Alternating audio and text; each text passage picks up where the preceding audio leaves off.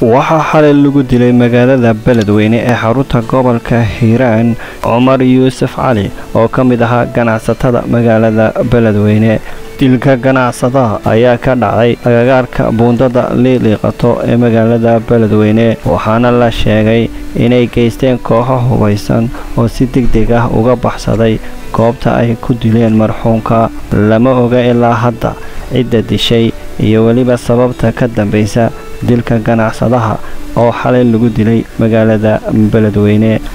ciidamo ka tirsan kuwa dawladda Soomaaliya ayaa gaaray halka lagu dilay marxuumka kuwaasoo baaritaana ka sameeyay goobta lagu dilay ganacsadaha walow aysan jirin cid ay u soo qabteen dilka ganacsadaha loo geystay.